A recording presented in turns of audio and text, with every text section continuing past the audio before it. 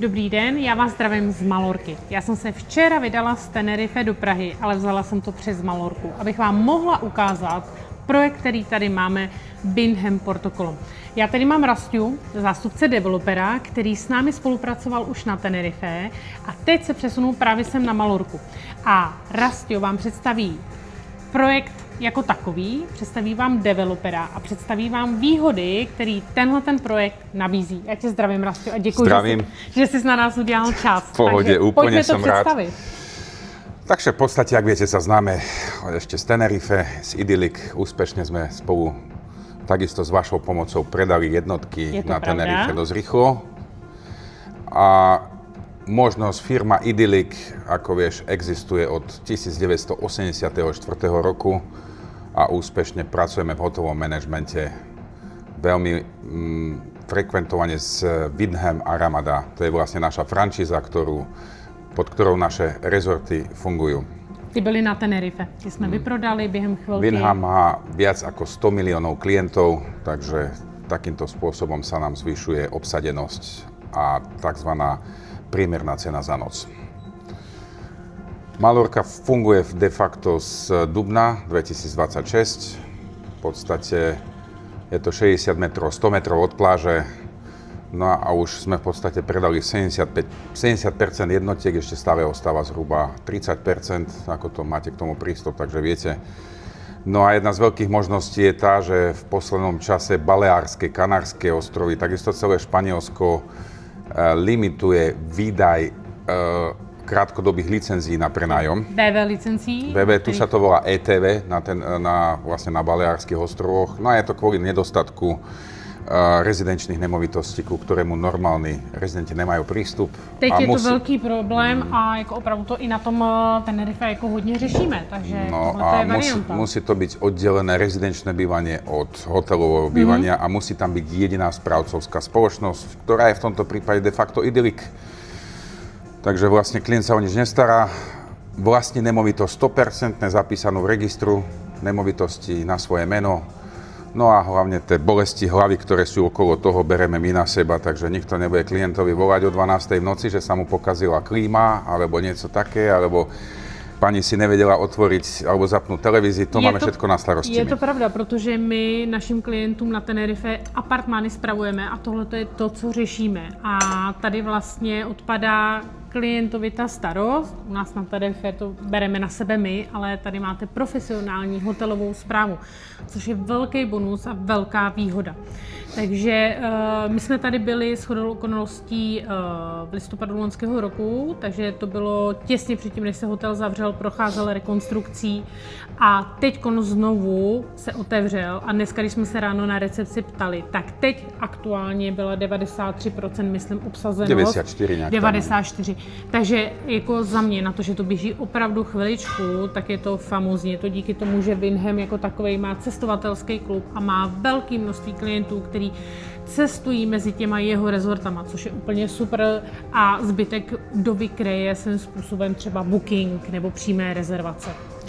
Máme takisto zazmluvených obrovských operátorov, ako je TUI alebo Jet2, EasyJet, to sú vlastne Briti a Nemci. No a samozrejme veľa ľudí rezervuje cez portály napriamo, cez stránku Bingham Porto Colom, potom tam samozrejme sú Booking.com, Hotels.com, Expedia a tak ďalej. Tých rezervačných portálov je strašne veľa. Takže v podstate... Což dává garanci toho, že ten hotel bude opravdu obsazen. To máme na starosti my tu máme zamestnancov a firma používa najnovší sofistikovaný software na správu, ktorý analyzuje v podstate lety celú od konkurencie, optimalizáciu dela, takže je to super. Což je veľký bonus. To jako... Takže sú minimálne straty medzi rezerváciami, pokiaľ máš, ja neviem, nejaký voľný deň, tak to vždycky distribuje tak, aby sa tie apartmány točili a bola všade rovnaká obsadenosť. Což je super. Což dneska dokáže len umelá inteligencia, ten človečí faktor to nedokáže dneska. Není to jednoduché. Takže to používame a funguje to veľmi dobre. Len pre zaujímavosť z pohľadu rezervácií za minulý rok a za predminulý rok sa zvýšil obrat vo firme vďaka softvéru asi zhruba o 13% medzi jednotkami na Tenerife a na Costa del Sol, kde máme vlastne hlavný office. Samozrejme sú tam, ako vieš, Firma vlastní jednotky v Amerike, na Floride, v Anglicku, v Škótsku, v Turecku, kontinentálnej, pevnine španielskej, Portugalsko, Majorka. No a samozrejme budú ďalšie projekty v najbližšej dobe v Karibiku a tak ďalej. Ale to už sa necháme prekvapiť. Nemôžem vám všetko povedať, co bude. Momentálne firma má v pláne dokončiť predaje zhruba 26 jednotiek do konca augusta. A to si myslím, že se podaří. Určite. Takže výhoda klienta je v podstate tá, že my máme skúsenosti s tým z tých predchádzajúcich projektov. Vieme, že každý biznis potrebuje nejaký čas na to, aby sa dostal do tých obratov, ktoré potrebuješ. A preto dávame klientovi z momentu, keď si prepíše na seba nemovitosť, vlastne de facto u notára, mám garantovaný minimálny výnos 5% z predajnej sumy, to znamená, a platí sa mesačne. To znamená... Což je jako výhoda. Částečně tohleto je i dobrý vlastně produkt pro to, pokud člověk nemá, nebo klient nemá dostatek financí, dá se na to částečně vlastně vyřídit hypotéka. V Španělsku je možných 50% pri takejto... Což je super, protože tady je opravdu první 3 roky garantovaný výnos a ta banka s tím počítá. Nejsou tam výkyvy, že by nebylo obsazeno, což je jakoby velká výhoda. Samozrejme počítame s tým, že tie výnosy budú trošku vyššie a pokiaľ dosiahnu lepšie výsledky, tak samozrejme bude tzv. 13. plat alebo 13. splátka, ktorá bude klientovi vyplatená po uzavretí finančného roku. My máme vlastně porovnání i s Tenerife, protože tam máme několik klientů, kteří koupili a tam byl ten garantovaný výnos po dobu 1 roku.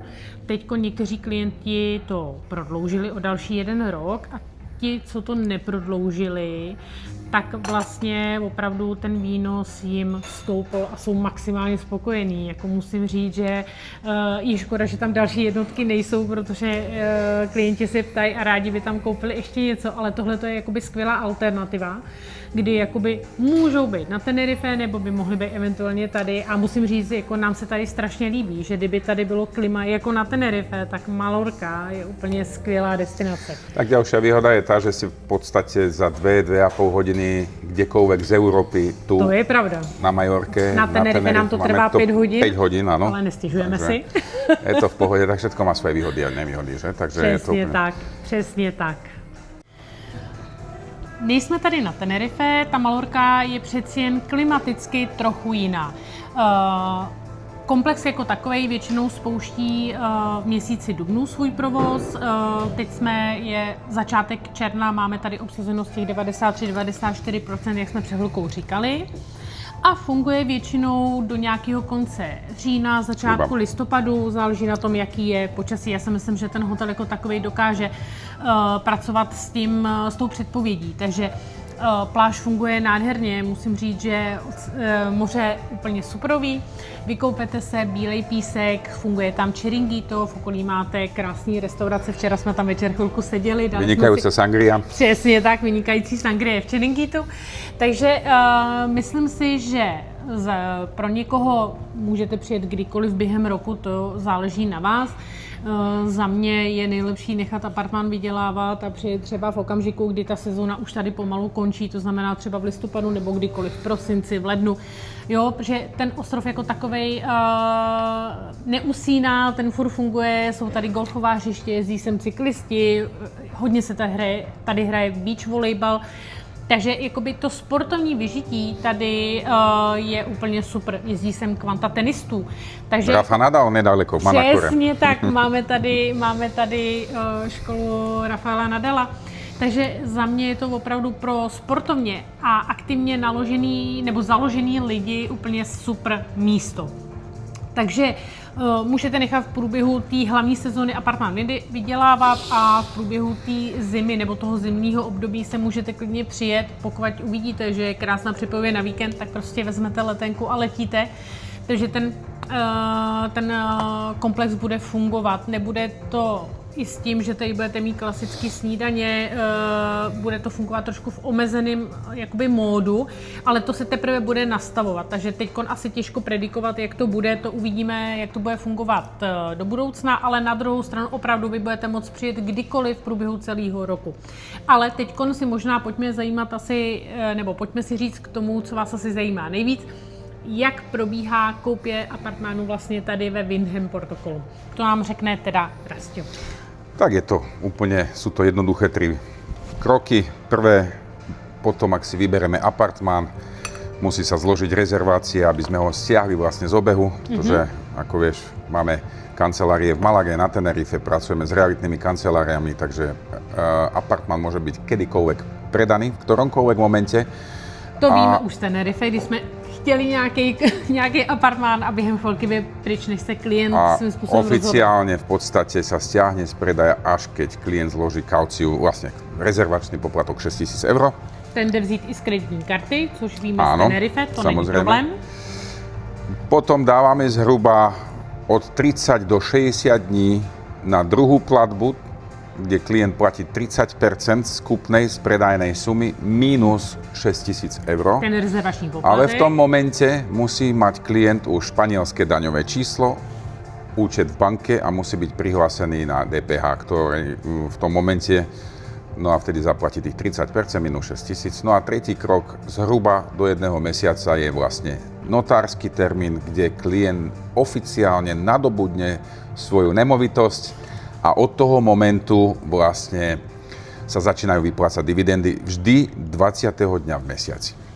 To je těch 5% garantovaného výnosu první 3 roky. Já jenom ještě podotknu, my pro naše klienty NIE, banku a tyhle ty věci, které jsou k tomu potřeba, vyřizujeme vlastně jako ten servis, kterým těm klientům dáváme. Ďalej by som chcel podotknúť tzv. Closing cost, to sú vlastne postpredajné náklady, ktoré sú zviazané vlastne s predajom nemovitosti. A to se oproti Tenerife liší a teď dávejte pozor. A dokonca vám poviem, aj s Majorkou sa to líši, alebo celými baleárskymi. Pri novostavbe je to v celom Španielsku rovnaké, platíte 10% DPH, ano. Plus notár, plus tzv. Právne poplatky. Takže pri novostavbe je to zhruba 13%. Pri second hand home alebo existujúcej nemovitosti na Malorke to je od 8 do 13%. Záleží od ceny. Pokiaľ si kúpite nemovitosť do 400 000, je to 8%, takzvané ITP. A pokiaľ si kúpite vilu za 2, za 3 milióny, tak je to 13%. V našom prípade, keďže to je turistická nemovitosť s jednotnou správou, tak sa tam vlastne používa tzv. Reverzné zdanenie, kde klient neplatí DPH a platí len niečo medzi tým, takže vlastne je to poplatok tzv. Právne úkony a je to vo výške 2,5%. No a samozrejme ostatné poplatky sú rovnaké, notár, zápis do registra, do katastra na klientovo meno. A to se prostě musí uhradit, z toho se nejde nijak Právnik, pokiaľ je to 1%, takže celkovo všetky náklady aj s právnikom, ktorý spraví due diligence, všetko skontroluje, je to maximálne 4,2% v porovnaní s 10%, ak by si kúpil takže je to v podstate nejakých 20 000 eur rozdiel, takže nejaké menšie Volkswagen Polo si klient môže k tomu dokúpiť a môže prísť z Česka alebo zo Slovenska sem. Takže a nebo tak, si môže brať potom ale je to naozaj z letiště sem do komplexu. Potom s tým, že firma vypláca každý mesiac, klient dostane faktúru vždy medzi 14. a 17. dňom v mesiaci, digitálnu faktúru v PDF na svoju e-mailovú adresu a 20. má vždy peniaze na svojom španielskom účte. A takto funguje každý mesiac, dokonca aj od 4. roku, kde už firma, alebo vlastne rezort funguje už tzv. Real performance. Tam je ten rozdíl, kdy vlastne končí ten garantovaný výnos a přecházíme na to share revenue. Share revenue v podstate používame od prvého dňa, ale je to s tým, že garantujeme klientovi tie prvé 3 roky, pretože vieme z minulosti, že to je zhruba ten čas, ktorý potrebujeme na to, aby tie čísla boli naozaj fungujúce, aby ten rezort fungoval jak švajčiarske hodinky. Tak by som to povedal. No a dokonca od 4. roku, aj keď nepracuje, keď rezort je zatvorený, recepcia, tak dostáva klient pravidelné splátky dokonca aj v zime. A dosiahneme to tak, že vlastne za tie 3 roky vidíte, koľko ste dostali. Zhruba tá suma, ktorá je predpokladaná, tak od toho 4. roku dostáva klient tzv. Stabilizovaný príjem. A dosiahneme to tak, že 80% sa rozloží na 12 rovnakých splátok a pri uzavierke finančného roku sa zaplatí rozdiel. Takže dostáva každý mesiac, v prípade, ak si klient zoberie nejakú hypotéku, buď to bude u seba povedzme v Českej alebo v Slovenskej republike, alebo tu v Španielsku, ak som povedal maximálne 50%, tak viete dobre, že banky sťahujú svoje úroky alebo svoju hypotéku vlastne v koncom mesiaca, 30. 31. A tu dostáva klient 20. Takže de facto předtím. No, takže to je takisto velká výhoda. A jako opravdu musím říct, že v rámci toho Tenerife to funguje skvěle, že ty klienti opravdu vidějí, že ty peníze pravidelně k tomu 20. jako chodí. A tím, že je to pod tou hotelovou správou a je tam nějaký predikovaný, vlastně ta predikovaná obsazenost, ten výnos, tak pro tu banku je to opravdu větší garance a větší jistota a většinou s tou hypotékou opravdu není problém. Je to sice trošku delší proces, není to jakoby, že bychom do 14 dnů věděli, že to takhle dopadne.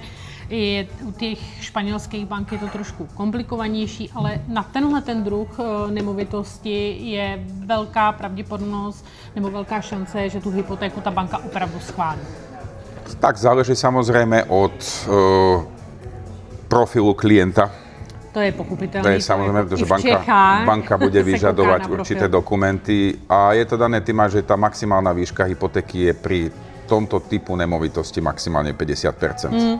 Keďže je to turistická správa. Přesně tak. Já teda podotknu, my vždycky našim klientům říkáme, že i když žádají o hypotéku a je velká pravděpodobnost, že tu hypotéku dostanou, tak aby vždycky měli ten plán B, protože vždycky se může něco stát a ten klient by měl se umět vypořádat s tím, že tu hypotéku nedostane. Tudíž by měl mít někde nějakou rezervu nebo nějakou možnost doplatit ten zbytek, protože v okamžiku, kdyby tu možnost neměl, tak za mě je velká škoda přijít o ten rezervační poplatek, Určitě. protože to by se bohužel stalo.